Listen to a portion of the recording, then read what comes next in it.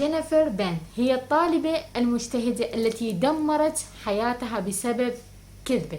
بمجرد أن يقع الشخص في كذبة صغيرة يجدون أنفسهم متورطين في نسج الأكاذيب أكبر لإخفاء الكذبة الصغيرة، ثم تجر الكذبة الصغيرة خلفها العديد من الأكاذيب، ويجد الشخص نفسه مضطر لمواجهة عواقب هذه الأكاذيب الكبيرة التي غالبا ما تقطع العلاقة بينه وبين شريكه. مساء يوم 8 فبراير في كندا اتصلت فتاة صغيرة تدعى جينيفر برقم الطوارئ بينما كانت مربوطة اليدين لطلب المساعدة، ثم أخبرت الشرطة أن هناك عصابة اقتحمت المنزل بهدف سرقته وقتل عائلتها. نسمع صوت وقت اتصال جينيفر.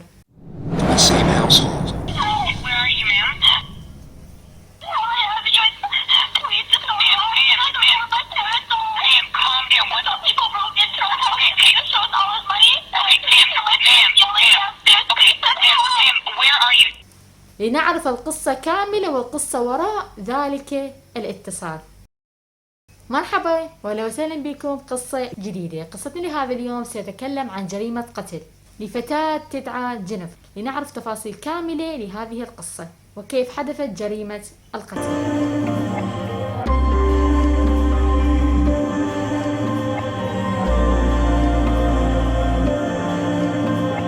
ولدت جينيفر بن عام 1986. هاجرت عائلتها إلى كندا عام 1979، وكان لجينيفر أخ أصغر سنا ب3 سنوات يدعى فيليكس. لم تكن حياة الزوجين سهلة في البداية، لكنهما عملا بجد لخلق مستقبل مشرق لعائلتهما الصغيرة، وابتسمت الحياة تدريجيا عليهما، خاصة بعد العثور على عمل في مصنع السيارات.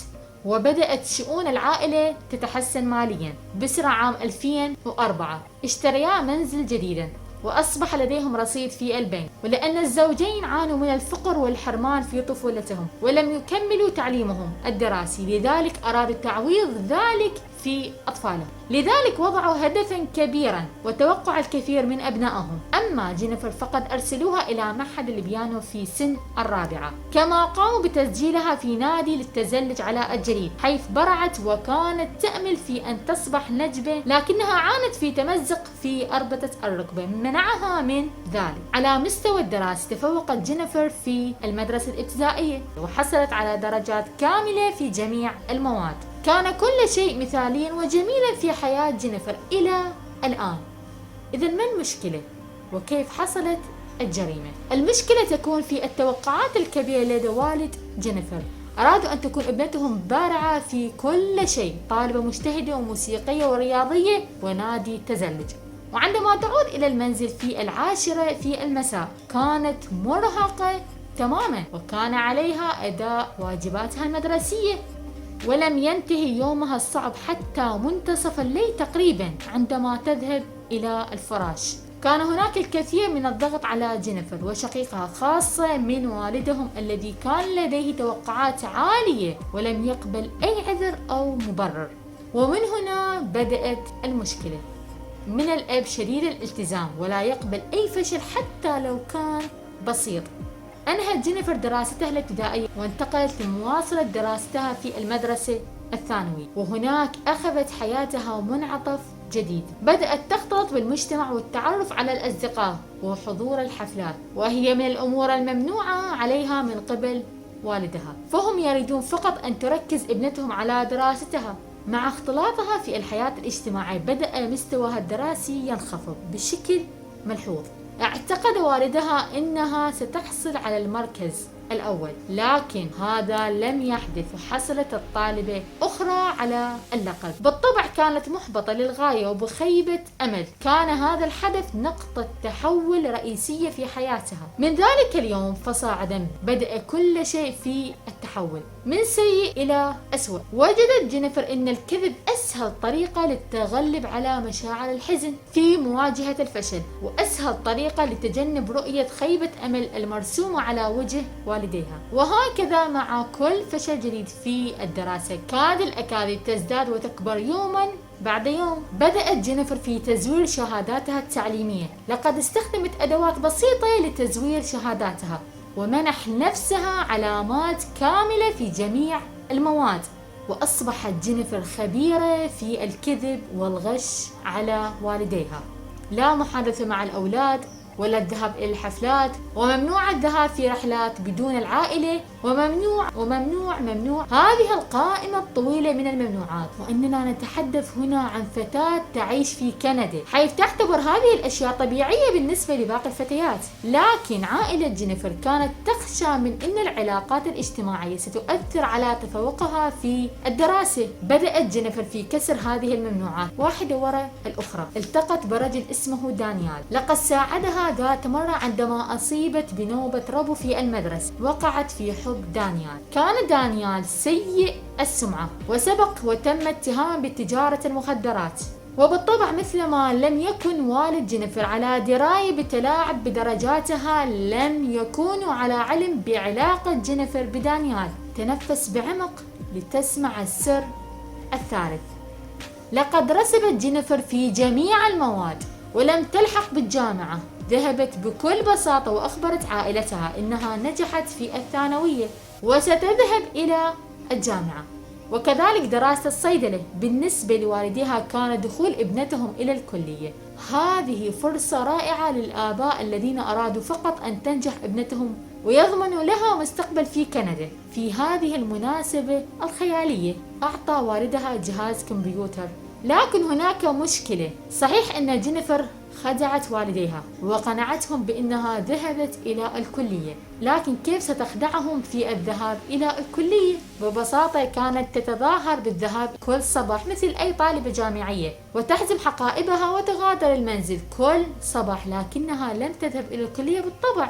كانت تذهب في المقهى وفي الشوارع، ومتى كانت متعبة كانت تذهب للراحة في مكتبة عامة وتقرأ بعض الكتب التي بجانبها. يرتبط هذا بتخصيصها الجامعي، لذا يمكنها الرد إذا سألها عن مجال دراستها.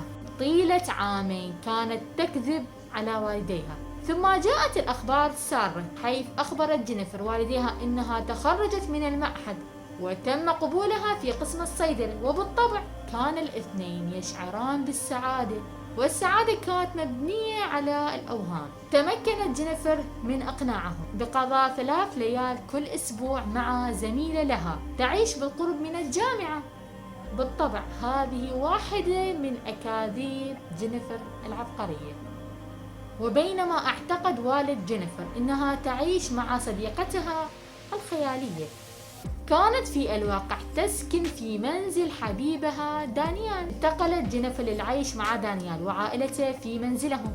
إنها كانت تكذب على والد دانيال، بينما اعتقد والد جينيفر إنها تعيش مع صديقتها الخيالية. كانت في الواقع تسكن في منزل حبيبها دانيال، وإنها كانت تكذب على والدي دانيال، وأخبرتهما أن والديها سمحا لها في بقائها معهم، وكانت تبحث عن أعذار عندما يطلبون التعرف على عائلتها. عاشت الآنسة جينيفر حياة مزدوجة، وتمكنت من إخداع الجميع بذكائها الفائق خلال دراستها الوهمية، لكن لن تستطيع أن تكمل في الكذب. بعد عامين حان الوقت لحصول جينيفر على الشهادة الجامعية المزيفة. مرة أخرى قامت جينيفر بتزوير شهادة تخرج، هذه المرة شهادة جامعية، من أجل تقديمها لوالديها المخدوعين. الآن ماذا ستفعل جينيفر بعد تخرجها من الكلية؟ لقد جاءت بكذبة جديدة. هذه المرة ادعت أنها تم قبولها كمتطوعة في المستشفى، وطلبت منهم أن تبقى لفترة أطول مع صديقاتها الوهميين. هذا لأن الوظيفة الرائعة تتطلب أحيانا المناوبات الليلية وأخرى عطلات نهاية الأسبوع. برج الأكاذيب ينهار. سارت الأمور بالطريقة التي أرادتها جينيفر، أو على الأقل اعتقدت أنها ستفعل ذلك، لكن بمرور الوقت استيقظ والديها من الأوهام بعد أن لاحظا شيئا غريبا أثار شكهما. لم يكن لدى جينيفر بطاقة دخول إلى المستشفى أو زي المستشفى، وكانت أمها أول من اكتشفت ذلك. وعندما طلبت من ابنتها أن تذهب معها لمرة واحدة لترى عملها في المستشفى، رفضت جينيفر ذلك بشدة بحجة إنها تعمل في مختبرات معقمة ولا يسمح لغير العاملين بدخول المستشفى، الأمر الذي زاد من شكوك أمها، فقررت أن تراقب ابنتها وتذهب خلفها. عندما خرجت في الصباح إن جينيفر لم تكن ذاهبة إلى المستشفى، مما دفع الأم لزيارة المستشفى بنفسها وسؤالها عن فتاة متطوعة اسمها جينيفر، وجاء الجواب ببساطة: لا يوجد متطوعين في هذه المستشفى. بالطبع جاء هذا الرد البسيط بمثابة صدمة بالنسبة لوالديها الذين لا يعرفون شيئا عما تفعل ابنتهم المجتهدة. عندما عادت إلى المنزل كانت هناك مفاجأة كبيرة بانتظارها.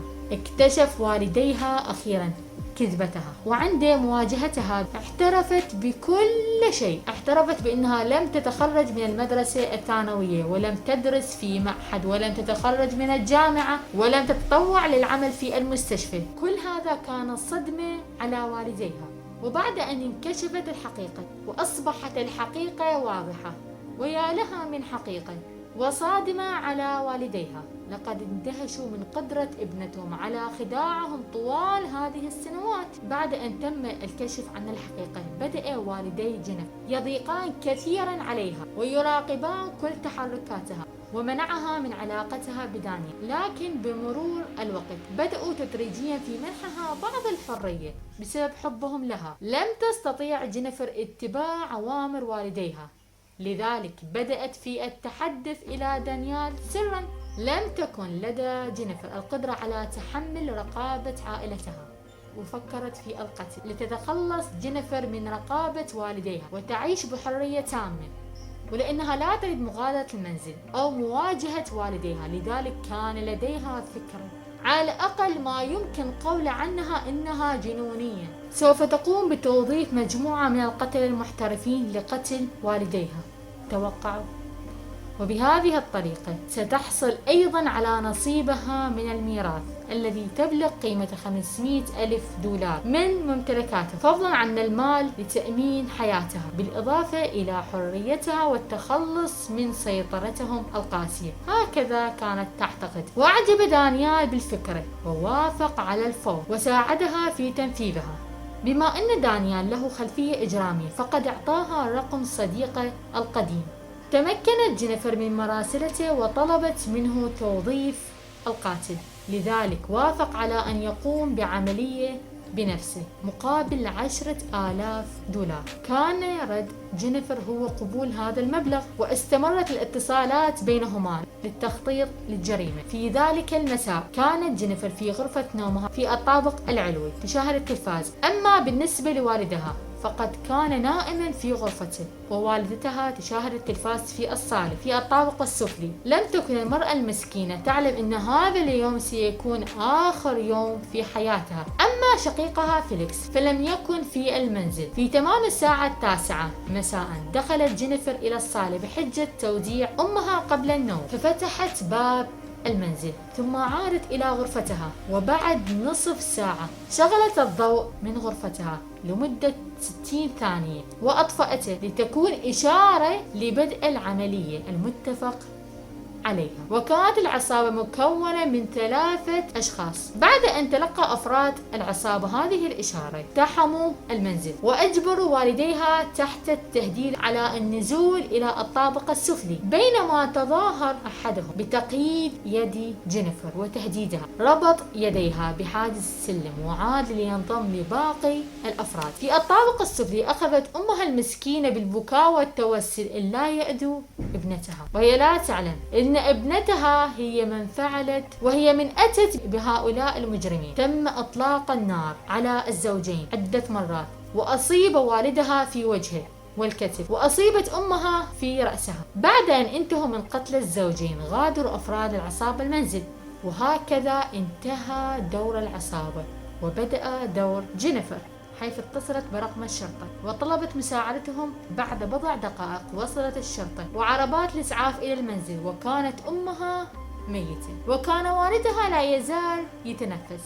لذلك نقلوه على الفور إلى المستشفى. مرة أخرى مارست جينيفر هويتها وموهبتها الكبيرة في الكذب، فادعت أن اللصوص اقتحموا المنزل لسرقته وربطوها في السلم وأطلقوا النار على والديه. أثناء التحقيق ظهرت الكثير من الأسئلة التي لم تجد الشرطة إجابة مقنعة لها، مثل كيف كان اللصوص قد دخلوا المنزل على الرغم من أن عدم وجود ما يشير إلى كسر أو خلع الباب، ولماذا قتل اللصوص فقط الوالدين إذ كان هدفهم هو السرقة فقط، ولماذا لم يقتلوا جينيفر، وكيف استطاعت الاتصال بالشرطة وهي مقيدة. طبعا بسبب هذه الثغرات سرعان ما بدأ الشك يحوم حول جينيفر وكانت تتم مراقبتها باستمرار. استيقظ والدها من الغيبوبة وتذكر كل ما حدث في تلك الليلة، حيث أخبر الشرطة أن أفراد العصابة لم يقيدوا ابنته وتحدثوا معها بهدوء كما لو كانوا يعرفوها. استدعت الشرطة جينيفر مرة أخرى لأخذ أقوالها واستخدموا حيلة معها، فقالوا لها إن أفراد العصابة اعترفوا بكل شيء لهم وأن لديهم جهاز كاشفا جديدا يمكن اكتشاف الأكاذيب على الفور. من الأفضل لك قول الحقيقة لأن كل الأدلة ضدها. كيف ستتصرف جينيفر؟ أستعتقدون إنها ستحترف؟ بالتأكيد لا. اخترعت قصة جديدة ومختلفة، قصة يصعب تصديقها. اسمعوا ماذا قالت للتحقيق. تقول القصة إن أرادت أن تقتل نفسها لأن عائلتها منعتها من رؤية حبيبها دانيال، لكنها لم تستطيع قتل نفسها لذلك استأجرت قتلة لقتلها، لكن للأسف حدث سوء تفاهم فقتل العصابة والديها بدلا منها. لم يتم أحد تصديق هذه القصة وتم القبض على جينيفر واستدعاء دانيال. وعندما تم استدعاء دانيال كانت كلماته مختلفة ومتضاربة مع جينيفر، كما قال أرادت التخلص من سيطرة والديها المشددة ولم يذكر أبدا أنها تريد قتل نفسها أو أي شيء من هذا القبيل. واعترف دانيال بكل شيء، لذلك تم كشف عن الحقيقة وعلمت الشرطة أن جينيفر وراء كل شيء وتم القبض عليها وعلى أفراد العصابة. استمرت المحاكمة حوالي 10 أشهر لأن جينيفر حاولت كالعادة تأليف قصص وروايات خيالية لكنها فشلت وحكم عليها بالسجن المؤبد دون إمكانية الإفراج المشروط. كما نال دانيال وحكم على أفراد العصابة بالسجن مدى الحياة. أمر القاضي بعدم السماح لجينيفر أبدا بالتواصل مع عائلتها، مما يعني أنها لن تتحدث معهم أو تقابلهم مرة أخرى. ويقول والدها يعتقدون أنني محظوظ لأنني ما زلت على قيد الحياة لكنني أشعر أنني ميت. بعد الحادث لم يتمكن والدها من البقاء في المنزل فانتقل ليقضي بقية حياته مع أقاربه، خاصة أنه لم يعد قادرا على العمل بسبب إصابته، كما أنه يعاني من الأرق والكوابيس وقد تعب نفسيا. أما بالنسبة لفيليكس فقد عانى من الاكتئاب وانتقل إلى مدينة أخرى هربا من ماضي مليء بالأكاذيب والعار. وهكذا انتهت سلسلة الأكاذيب والخداع وانتهت قصة جينيفر. هذه النهاية الحزينة والغير السعيدة. لم تكن لديها الشجاعة لمواجهة أهلها والنتيجة إنها قضت بقية حياتها في السجن هي ودانيال وجميع أفراد العصابة. لا أعرف إذا كانت جينيفر استفادت من هذه الحرية أم حصلت على الحرية التي كانت تتخيلها لا على العكس. وإلى هنا نصل لنهاية الفيديو. شكرا لكل شخص سمع المقطع للأخير. مع السلامة.